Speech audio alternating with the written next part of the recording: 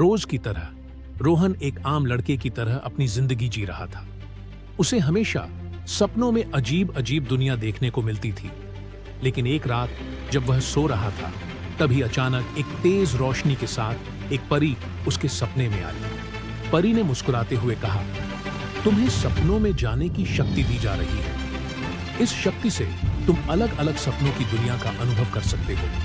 अगली रात रोहन ने उस शक्ति का इस्तेमाल किया और खुद को पहली बार एक जादुई सपनों की दुनिया में पाया। वहां हर चीज इंद्रधनुष के रंगों से भरी हुई थी। पेड़, नदियां और आसमान भी, हर जगह हंसी खुशी का माहौल था। रोहन उस दुनिया की खूबसूरती देखकर हैरान रह गया। उस सपनों की दुनिया में उसकी मुलाकात एक बोलने वाले खरगोश से हुई। खरगोश ने मुस्कुराते हुए कहा, मैं तुम्हें इस सपनों की दुनिया के सारे राज दिखाऊंगा। रोहन और खरगोश ने मिलकर सफर शुरू किया। सफर के दौरान वे एक गहरे जंगल में पहुंचे। यह जंगल और भी जादुई था, क्योंकि हर पेड़ बोल सकता था।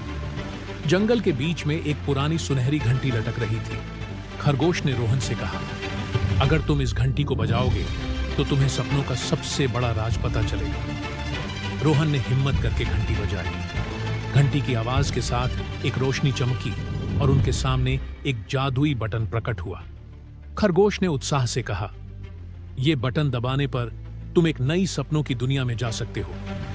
जैसे ही रोहन ने बटन दबाया, वह और खरगोश एक पानी के नीचे की दुनिया में पहुंच गए। वहां जेलीफिश और मछलियां बोल रही थीं और खूबसूरत कोरल चमक रहे थे।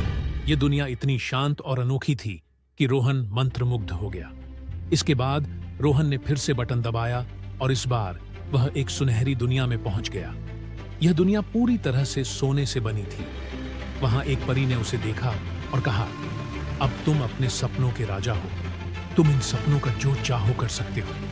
परी ने उसे एक चमकता हुआ ताज पहनाया। लेकिन हर सफर का एक अंत होता है। रोहन को अब असली दुनिया में लौटने का समय आ गया था। जब वह जागा तो उसने खुद को मुस्कुराते हुए पाया। उसने महसूस किया कि सपने केवल मनोरंजन के लिए नहीं होते, बल्कि वे हमें नई चीजें सिखाने और अनुभव देने का एक तरीका भी है। सपने देखो और उन्हें जीने की कोशिश करो, रोहन ने खुद से कहा। अब वह हर रात एक नई सपनों की दुनिया का इंतजार करने लगा।